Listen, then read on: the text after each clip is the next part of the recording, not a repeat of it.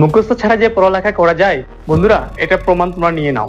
যারা তোমরা ক্লাস 8-এ পড়ো, তোমরা কিন্তু বিভিন্ন আমাদের যে শ্রেণী যে বিভিন্ন যে পর্বগুলো রয়েছে, 8টা যে পর্ব রয়েছে, এই অমেরুদণ্ডের 8টা পর্ব, এই 8টা পর্ব কিন্তু তোমার বৈশিষ্ট্য মুখস্থ করো, 3 দিন শেষে তোমার আর মুখস্থ থাকে না। আজকে তোমাদেরকে আমি এমন একটা কৌশল শিখাবো, যে কৌশলে শিখলে তোমাকে আর কখনো মুখস্থ করতে হবে না। আমাদের পড়ালেখা হতে হবে বাস্তববাদী। দেখো একটু তোমরা এদিকে, এটা একটা কিছু, এটা একটা তেলাপোকা ছবি দেখতে পাচ্ছি আমরা। তেলাপোকা, ফড়িং, সবটা পড়বে প্রাণী। আমরা তো তেলাপোকা রোহরও দেখি, ফড়িং আমরা প্রজাপতি রোহরও দেখি। আমরা যদি এর বৈশিষ্ট্যগুলো যদি বলতে পারি, তাহলে তো আমাদের বৈশিষ্ট্য আলাদা করে মুখস্থ করতে হবে না। আচ্ছা তুমি বলো দেখি, একটা তেলাপোকার দেহে 3টা অংশ বিভক্ত, কিন্তু একটা তেলাপোকা বা ফড়িং এর দেহে দেখবা, আমরা যারা ছোটবেলায় যখন আমরা ফড়িং ধরতাম, ফড়িং এর মাথা কিন্তু খোলা যেত, কিন্তু লেজটা কিন্তু খোলা যেত কিন্তু। তাহলে আমি ফড়িং এর বৈশিষ্ট্য যদি আমি বলে দিতে পারি, তাহলে কিন্তু আমরা আলাদা করে আর্থপোডা প্রাণীর বৈশিষ্ট্য মুখস্থ করতে হবে না। তাহলে বলতে পারি কি, এদের দেহেও বিভিন্ন অঞ্চলে বিভক্ত। কি বলতে পারি, এদের দেহ বিভিন্ন অঞ্চলে বিভক্ত।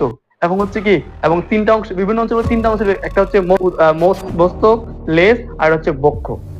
আর আর কি বলতে পারি, এই ফড়িং এর মাথায় কি আছে, একটা অ্যান্টেনা, দুইটা অ্যান্টেনা আছে না? তাহলে বলতে পারি কি, এদের মাথায় কি এক জায়গায় কি থাকে, অ্যান্টেনা থাকে। আর বন্ধু তোমার লক্ষ্য করে দেখবা, ফড়িং এর কিন্তু চোখ, অনেকগুলো চোখ। এই চোখটাকে বলা হচ্ছে পুঞ্জাক্ষী বলা হচ্ছে।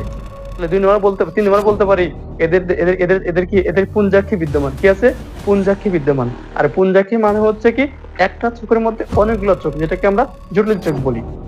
আর আর তারপরে বৈশিষ্ট্য বলতে পারি কি, এদের যে অঙ্গ প্রত্যঙ্গ গুলো আছে, এদের অঙ্গ প্রত্যঙ্গ কিন্তু আছেই। এছাড়াও কি, এদের কি উপাঙ্গ বিদ্যমান, সন্ধিযুক্ত উপাঙ্গ বিদ্যমান। সন্ধি মানে কি, জোড়া, যেটা জোড়াতে থাকে ওটাকে সন্ধি বলা হয়। আর উপাঙ্গটা কি হচ্ছে বলে দেখি, আমরা হাত পা, যেটা পূর্ণ হাত পা, যেটা পূর্ণ শক্তি দেওয়া যায়, এটা হচ্ছে অঙ্গ। আর উপাঙ্গটা হচ্ছে কি বলতে কি, যেটা সিম্পল, খুব নর্মাল। অঙ্গ হচ্ছে খুব নর্মাল, ওটাকে বলা হচ্ছে উপাঙ্গ। তাহলে আমরা আবার এই কথাটা বলতে পারি, এদের এদের এদের এদের হচ্ছে এদের এদের এদের দেহে কি আছে, সন্ধিযুক্ত উপাঙ্গ বিদ্যমান। আর সর্বশেষ একটা বৈশিষ্ট্য হচ্ছে কি, এদের রক্ত আছে না, রক্তপূর্ণ গহ্বর, কি রক্তপূর্ণ গহ্বর, গহ্বর মানে ফাঁকা জায়গা। এদের দেহের মধ্যে যে ফাঁকা জায়গাটা আছে, গহ্বর মানে কি বললাম, ফাঁকা জায়গা।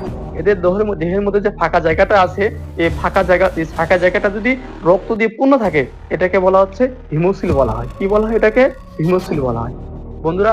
আর এদের মধ্যে একটা একটা একটা রেচনাঙ্গ আছে, এই রেচনাঙ্গকে বলা হচ্ছে মালপিলিজিয়ান। মালপিলিজিয়ান মানে একটা নামে একটা রেচনাঙ্গ আছে। আর পৃথিবীর মধ্যে সবচেয়ে এই পর্বের প্রাণী বেশি। তোমরা বুঝতে পারছো ভাইয়ারা, পৃথিবীর মধ্যে সবচেয়ে এই পর্বের প্রাণী বেশি।